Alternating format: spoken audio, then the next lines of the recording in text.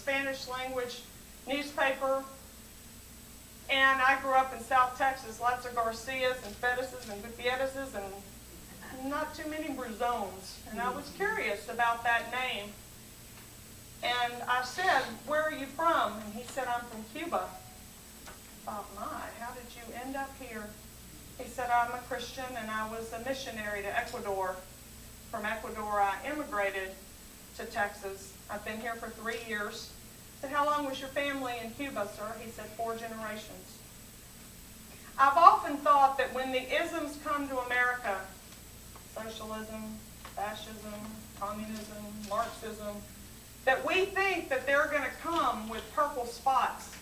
We're going to know that dictator when we see him because he's got a condition that makes his ideology apparent to all of us. And here sits a man that looked like many of you in this room. And I said, "Gabriel, if I were to have taken a picture of you standing on the street in communist dictatorship Cuba, and I took a picture of you today standing on the street in Constitutional Republic, Austin, Texas, tell me the difference between the man in Cuba and the man in Austin."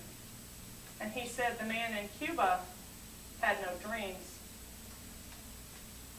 Everything was free. Healthcare was free. Education was free. But we had no dreams. And I submit to you, unless we understand the difference between what protects freedom and what destroys it, we're raising a generation that will have no dreams. The government takes and takes and takes from man, and a nation as prosperous as Russia was crumbles from within, not because they lost their natural resources, but because man stopped working.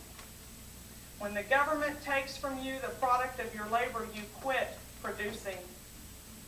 My 20-year-old son called me this afternoon. He drives an 18-wheeler for the co-op in Bryan, Texas, a student at Texas A&M University. He drives 12-hour days, sometimes 14-hour days during the holidays, and he said, "Mom, I was looking forward to a big check. I had a lot of overtime. I got my check today. More than 50% of my overtime went to taxes." He said, "I'm not sure why I worked all those extra hours." I said, "See, son, when the government takes from you what you're working for, you quit working.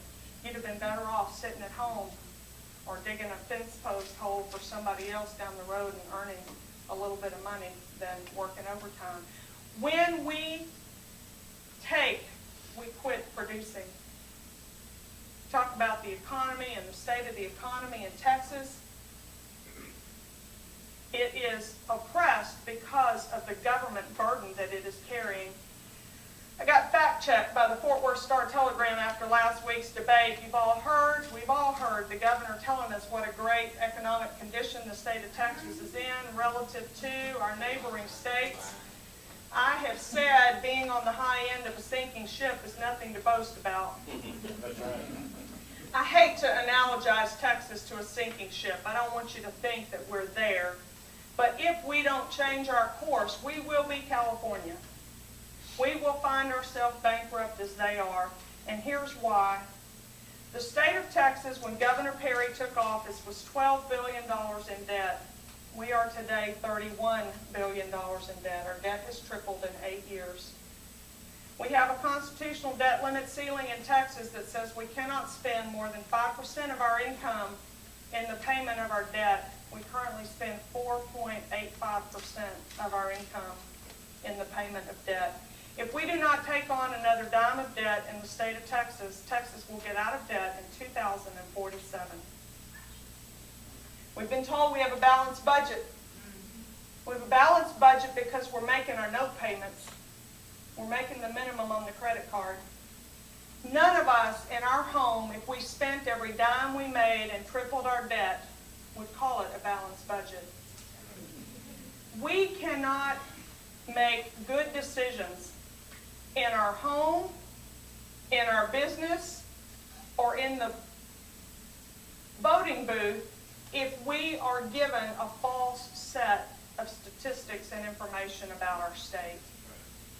Texans will handle hardship. Lord knows we've handled it before. And we can handle it if we'll just understand what it is we're dealing with. What we're dealing with in Texas is a rapidly growing state government and county government and school government and city government. I said in the Burleson Tea Party on April 15th, it's easy to stand here and rail at Washington.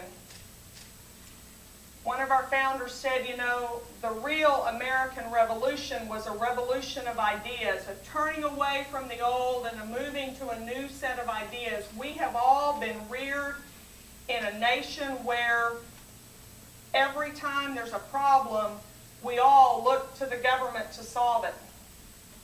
And it's time, if we want to resurrect this constitutional republic, that we look in the mirror and say, what is my government doing for me that I ought to be doing for myself?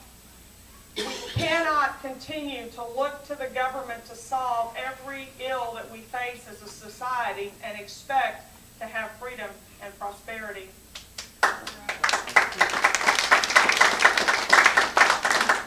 We are marching on a sure and certain course, and it is to the same place that Gabriel Bruzon found himself.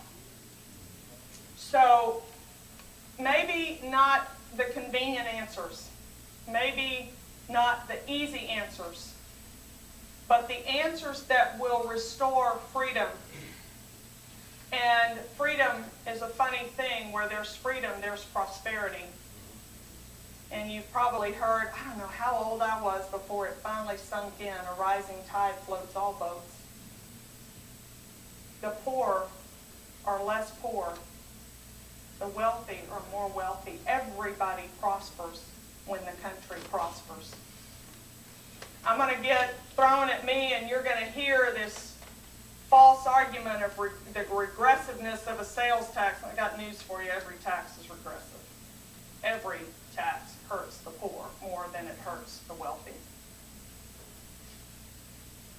There is a biblical admonition to just weights and measures, fair and equal taxing.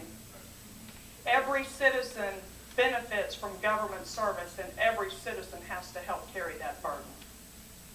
And when we try to exempt certain citizens, we are enslaving the rest of us. It is everyone's job to carry the burden of government.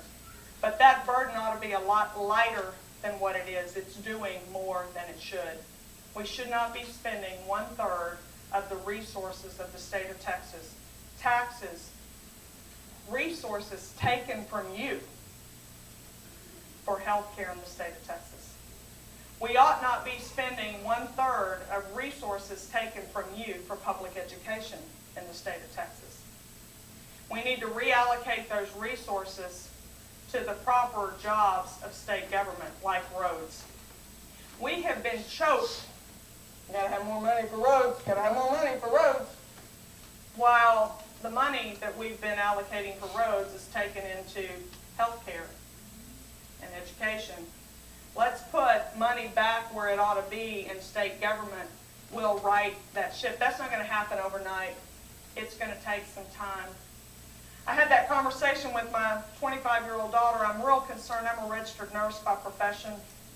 There are a lot of services that we provide through the Texas Medicaid program. That's a health insurance program for the indigent and needy in our society. I had a woman in Ellis County a couple of weeks ago come up to me and tell me that she runs a daycare.